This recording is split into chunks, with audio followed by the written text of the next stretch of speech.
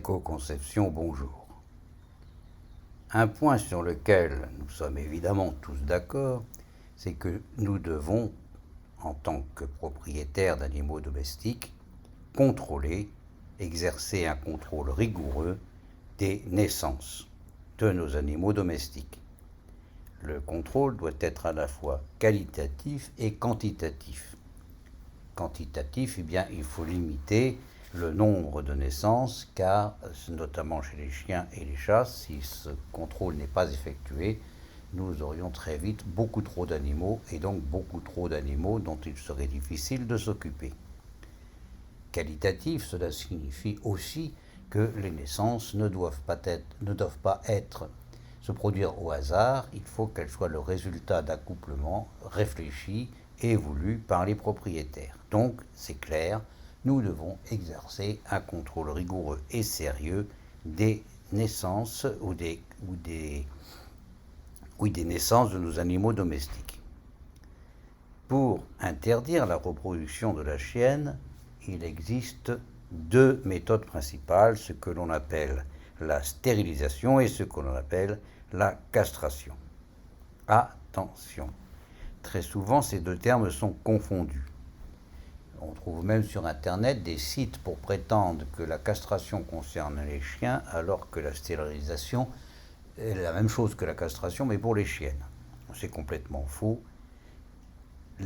Quand on parle de stérilisation des chiennes, comme on en parle de cette façon, c'est en fait une castration.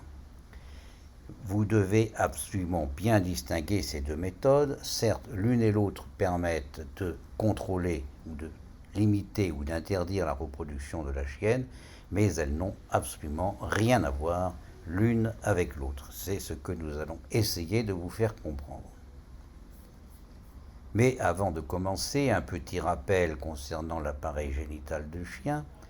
De la chienne, vous avez sous les yeux un chien vu de dessus,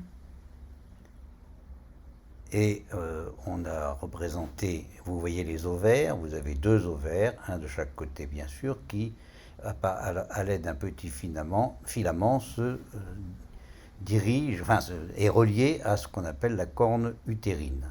Il y a donc deux cornes utérines qui se rejoignent sous la vessie, que vous ne voyez donc pas sur ce schéma. Ils se rejoignent dans l'utérus, et l'utérus débouche ensuite dans le vagin. Voici le même chien maintenant, le même animal vu cette fois-ci sur le côté. Donc vous avez l'ovaire, vous n'en voyez qu'un évidemment, puisque l'autre est de l'autre côté. L'ovaire va vers la corne utérine. La corne utérine va ensuite se déverser dans l'utérus, qui ira, le cas échéant, rejoindre le vagin. Tout cela par-dessous la vessie.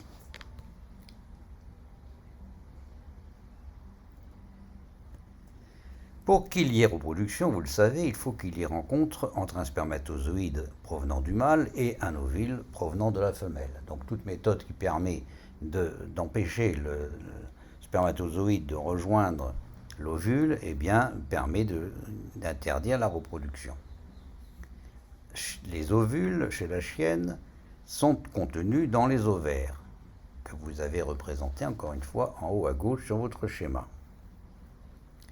Les ovaires sont donc des glandes génitales femelles. Elles sont donc situées dans l'abdomen à hauteur des 3e et 4e vertèbres lombaires. Les ovules, cellules sexuelles, se forment donc dans les ovaires. Après l'ovulation, les ovules atteignent l'utérus en empruntant les oviductes. Les oviductes, c'est des petits canaux assez fins qui, par leur contraction, guident les ovules vers l'utérus. Pour interdire la reproduction, il faut tout simplement empêcher le cheminement des ovules contenus dans les ovaires en direction de l'utérus. Alors, nous allons étudier les moyens d'empêcher les ovules de se diriger vers l'utérus. La stérilisation, eh bien, c'est tout simplement une ligature du canal qui conduit les ovules vers la corne utérine. Vous voyez ici un petit schéma qui vous montre qu'on aurait coupé la corne, qu'on aurait coupé ce chemin. En fait, on ne le coupe pas, on fait une ligature. Si on ligature ce passage, eh bien vous comprenez bien que les ovules ne peuvent plus rejoindre l'utérus et l'animal devient stérile. C'est ce qu'on appelle la ligature des trompes. Donc la ligature des trompes permet tout simplement d'empêcher les ovules d'aller vers l'utérus et donc la chienne devient stérile. Une autre méthode consiste à supprimer tout simplement les ovaires. On opère et on enlève les ovaires. Et là, si on enlevait les ovaires, il n'y a plus de production d'ovules et il n'y a donc plus de reproduction à craindre. Cela dit, attention, il y a une grande différence entre stérilisation et castration.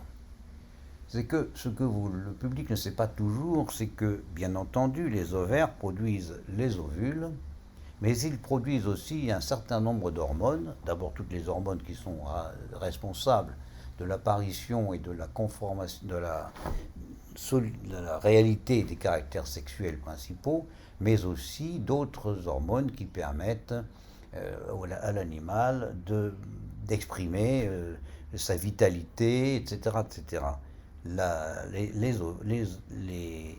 Ces hormones sécrétées par les ovules servent à beaucoup de choses, y compris à la production du pelage.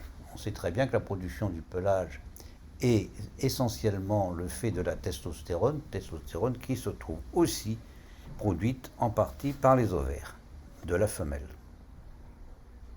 Donc, dans les deux cas, castration et stérilisation, on a bien reproduction, on interdit la reproduction, mais la castration, c'est l'ablation des organes sexuels, ce qui signifie aussi la disparition des phénomènes hormonaux et comportementaux liés à l'existence de ces organes. Et donc, quoi que vous puissiez croire ou dire, la castration est bel et bon une mutilation des individus.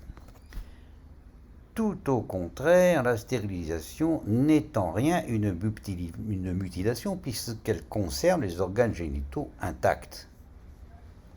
Il ne faut donc pas confondre. Il existe en France et dans beaucoup de pays un consensus pour confondre les deux termes et pour persuader le public des avantages de la castration. Évidemment, la castration, c'est du point de vue pratique beaucoup plus facile à pratiquer que la stérilisation. La stérilisation demande une certaine habileté. Il faut aller rechercher et être capable de faire cette ligature. C'est plus facile de tout enlever. La confusion est d'ailleurs entretenue par de nombreux auteurs, je le répète, puisque sur certains sites, on vous dira que c'est la même chose. Ce n'est pas vrai. De nombreux auteurs parlent, par exemple, la preuve, c'est que l'on parle de 4 méthodes de stérilisation de la chienne, alors que nous allons le voir, il y a 2 méthodes qui relèvent de la stérilisation et 2 méthodes qui relèvent de la castration. Une bonne formulation serait bien de dire ce que nous adoptons 4 méthodes pour interdire la reproduction.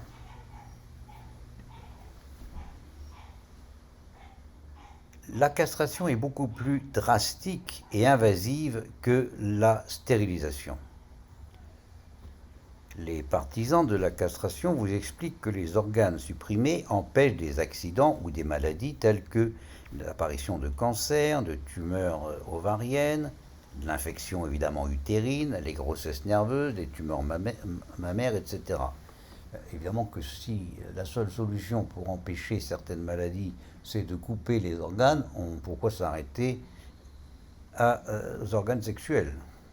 La question se pose. En revanche, les partisans de la stérilisation, qui sont nombreux dans le monde, combattent ce point de vue, estiment que la castration qui enlève la capacité de l'animal à exprimer ses caractères, beaucoup de ses caractères et de son comportement, eh bien c'est une mutilation pouvant entraîner d'ailleurs des inconvénients graves pour les individus qui la subissent. La stérilisation n'entraîne aucun inconvénient, le seul inconvénient étant que la chienne ne peut plus se reproduire, Mais par contre, elle garde la capacité d'avoir des chaleurs, la capacité d'avoir un comportement spécifique, etc. Par exemple, il a été démontré que les animaux castrés ont souvent un pelage moins beau et beaucoup moins brillant que les animaux non mutilés. Si vous stérilisez une chienne, elle aura exactement le même poil que si elle n'était pas stérilisée, et alors que pour la castration, il peut y avoir au contraire une très grande différence dans l'expression du pelage. Je vous renverrai à notre site Tout savoir sur le chien, qui n'est peut-être Tout savoir sur le chien de compagnie, que vous pouvez trouver en pianotant sur audreyco.com, où l'on vous montre des photos d'une mère non stérilisée, évidemment, et de son magnifique pelage, et de sa fille qui, elle, a été castrée, et vous verrez que les résultats sont absolument spectaculaires. Les partisans de la seule stérilisation défendent que la castration est une mutilation comportant des modifications importantes du comportement et de l'aspect physique, ce qui est d'ailleurs incontestable. Bon, ces préambules étant faits, voyons maintenant les 4 méthodes interdisant la reproduction de la chaîne. La ligature des trompes empêche la fécondation, mais elle conserve la présence des ovaires qui continuent de sécréter les hormones. C'est donc bien une stérilisation. Les caractéristiques comportementales sont strictement conservées. La chienne continue d'avoir des chaleurs et garde l'ensemble de ses caractéristiques comportementales. Les partisans de la castration vous diront que la conservation des caractéristiques comportementales, et notamment les chaleurs, sont un inconvénient. Mais d'un autre côté, peut-on accepter l'idée de mutiler un animal pour améliorer finalement uniquement le confort des propriétaires? On peut être ennuyé que les chiennes aient des chaleurs lorsqu'elles risquent, à cause de ces chaleurs, de se reproduire, mais si le risque n'existe pas, eh bien, il est peut-être préférable d'accepter l'inconfort relatif des chaleurs des chiennes, qui d'ailleurs dans les petites races ne se voit pas du tout, ou pratiquement pas, mais de conserver ainsi ses caractéristiques à l'animal. Il existe aussi la contraception médicale, ce qui se fait à l'aide de piqûres ou par comprimé. Il s'agit d'injecter des hormones qui empêchent effectivement l'apparition des chaleurs. C'est une méthode qui est utilisée pour les chiennes destinées à se reproduire, mais pour lesquelles on veut éviter cela à un moment donné de leur vie. Par exemple, si vous avez une chienne que vous destinez à la reproduction, mais que vous ne voulez pas faire saillir trop jeune, eh bien, pour éviter les saillies intempestives, vous allez lui donner une médication chimique. La seconde méthode, c'est l'ablation des ovaires ou ovariectomie. L'ablation des ovaires, c'est donc une castration définitive. La chienne n'aura plus de chaleur. On opère les chiennes en général entre 6 et 7 mois pour les petites tailles et 10 à 12 mois pour les plus grandes, mais certains vétérinaires opèrent encore plus tôt. L'autre méthode, c'est d'être encore plus invasif et d'enlever les ovaires, et pendant qu'on y est, pourquoi pas l'utérus. C'est la même chose que la solution précédente, c'est une castration aussi, une opération encore plus invasive. Enfin, vous avez la méthode de la stérilisation. Si votre chienne est destinée à une activité quelconque telle que la chasse, la garde ou le sport canin, oubliez la castration. Les performances à venir de votre animal seront trop compromises pour que ces performances soient significatives. Ce n'est absolument pas le cas de la stérilisation qui ne fera rien perdre de ses aptitudes à l'animal. Donc si vous voulez avoir un chien qui par exemple soit un champion d'agility ou un chien qui soit un chien de chasse, stérilisez si vous ne voulez pas qu'il se reproduise, mais ne castrez pas. Une remarque à faire, c'est que la castration, ou même stérilisation, ce n'est donc pour la chienne jamais une opération anodine. Dans les deux cas, il faut intervenir dans l'abdomen et par conséquent, il faut endormir l'animal et ouvrir l'abdomen.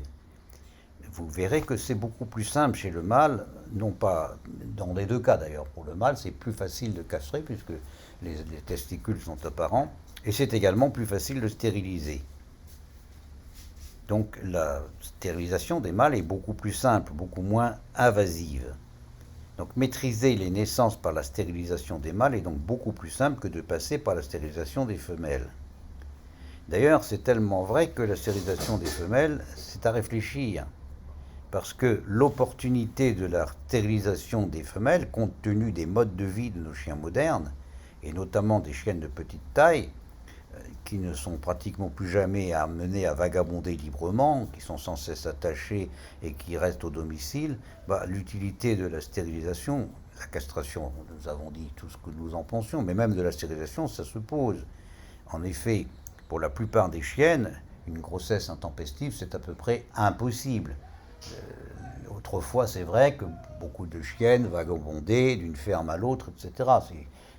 Pour nos chiens de compagnie qui maintenant passent leur vie très surveillés par leurs propriétaires, et notamment pour les petites races et pour les petites tailles, la probabilité d'une saillie intempestive est voisine de zéro.